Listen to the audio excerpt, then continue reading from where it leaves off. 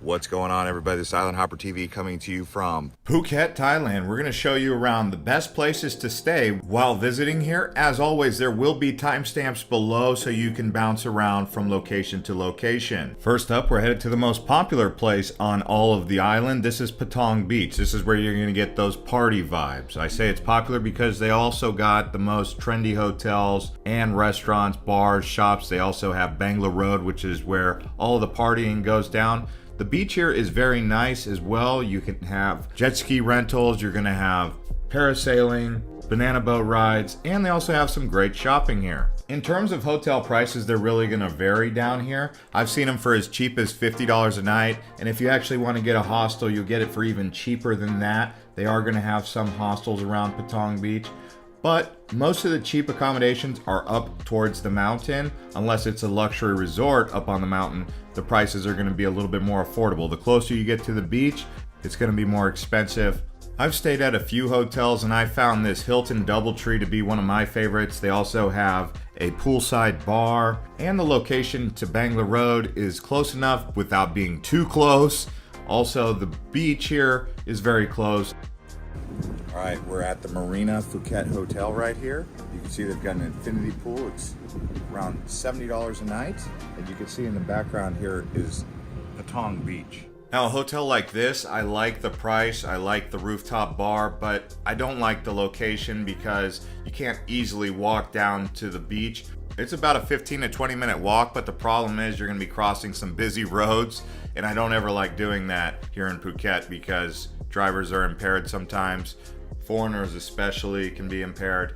And here is a good look at Bangla Road. You can see it is extremely crowded. It's also very loud. I found it to be so loud that sometimes I didn't even enjoy it. Now we're gonna change the pace a bit and go to the other side of the island. This is actually Phuket town, the oldest village city area. This was the original port actually, okay? So you're gonna have history here. And now we're at Phuket town. So if you're looking for another area to stay that's closer to Phi Phi Islands, this is where you'll wanna be. And it's also the biggest city on Phuket.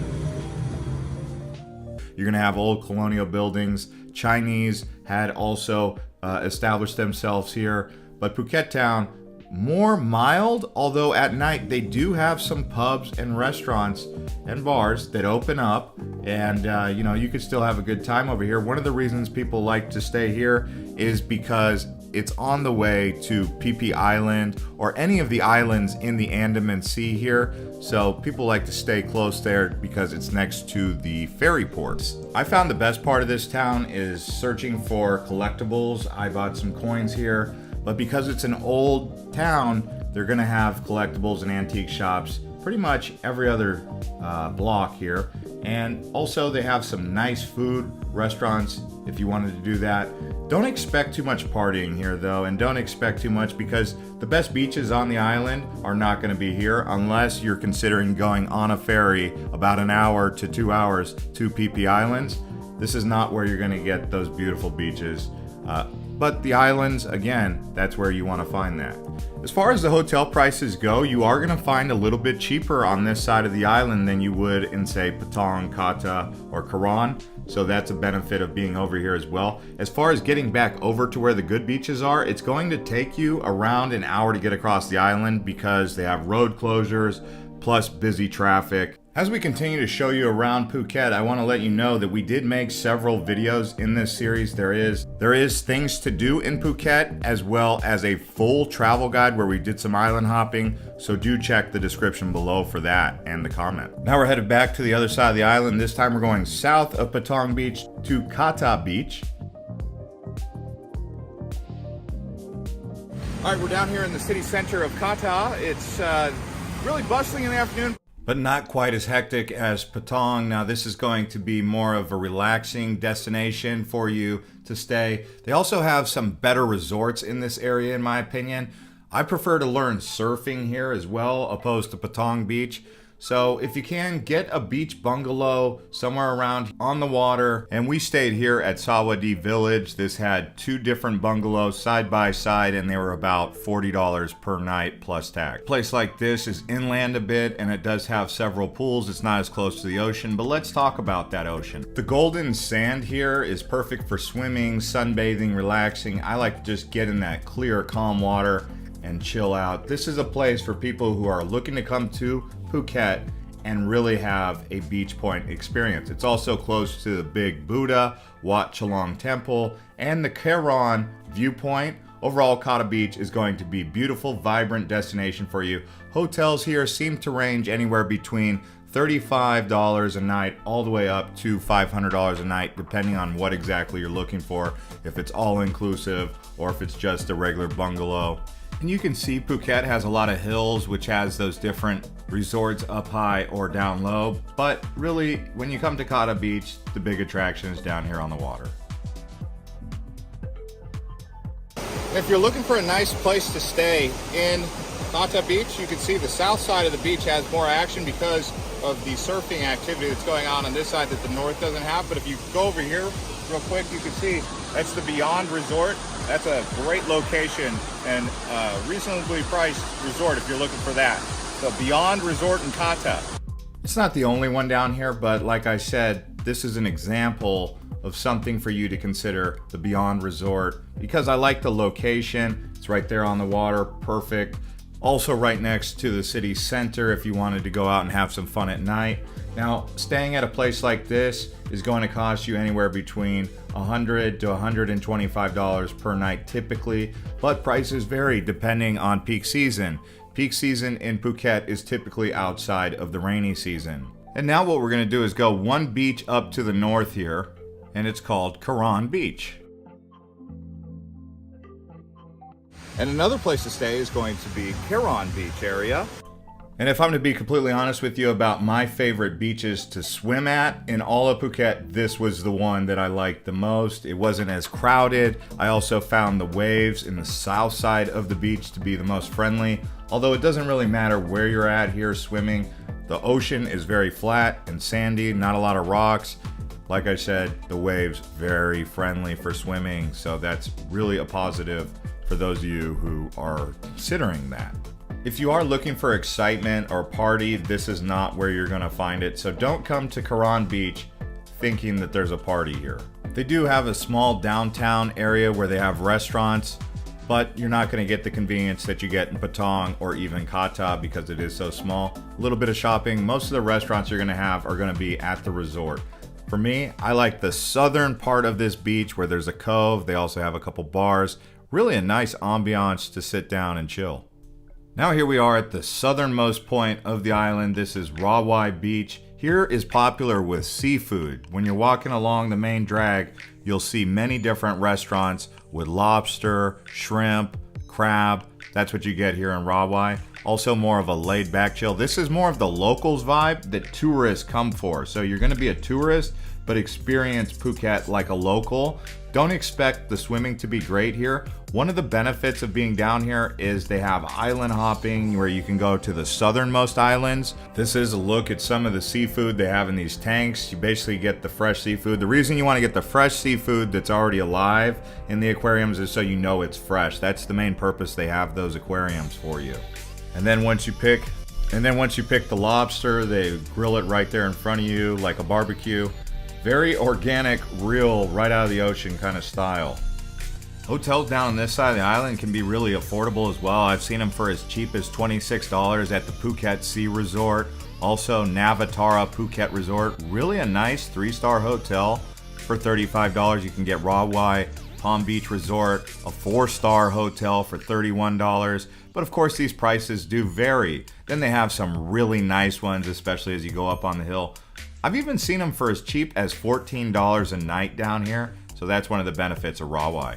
They also have a really colorful pier where you can go down there and talk to some of the local fishermen and maybe get out there on the water and do some fishing yourself. So for those of you who are looking for that. How about Promthep Cape? Now this is really popular with people who are looking for more of that luxury experience on the southern part of the island. This is the southernmost part of Phuket Island. So you're going to get stunning views of the Andaman Sea, breathtaking sunsets. It does have a rocky headland and a little island just off the coast here. They did build a lighthouse on the Cape in 1996, commemorating the 50th anniversary of the king's ascension to the throne. There is an interesting mythology about this place. Local legend has it there's a mythical sea monster known as Naga and is believed to be here at this sacred site. This little beach here is known as Yanui Beach, one of my favorite places to actually snorkel here, just below the windmill viewpoint. Hotels here range anywhere between $30 a night all the way up to $300 to $400, again, just depending on the season. But like I said, they're going to have some real nice resorts down here like Nai Harm, Phuket. For those of you who are looking to come to Phuket to party, I would not recommend being base camped here because you're not going to find that. This is more of the peaceful luxury experience along the water.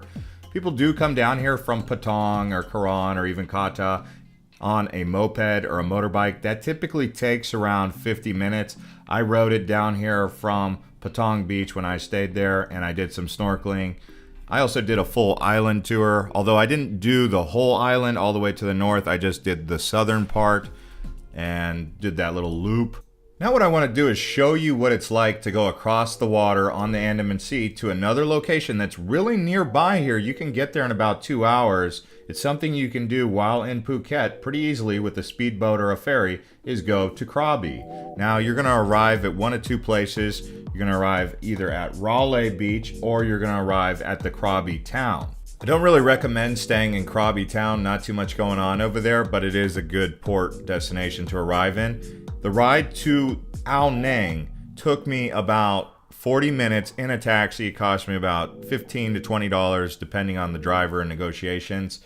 But Ao Nang is really where you want to be for a couple reasons. This is where the nice resorts are. You can also do some of the island hopping out here. A lot of people don't really come over here to Krabi from Phuket because it's a different province. They think it's inconvenient, but this is something to consider. You can arrive in Phuket and stay there for say 7 to 10 days and then cross the Andaman Sea and go to Krabi. And doing so, maybe you can exit and fly out of the Krabi airport because they do have an international airport there. If you wanted a really nice experience in Krabi that's laid back, you can consider staying at Tonsai Beach in Krabi, or you can also go to Raleigh Beach, some of these other beaches around here. The only way to get there though is longtail boat. They don't have a road to those beaches, so you're really kind of out there.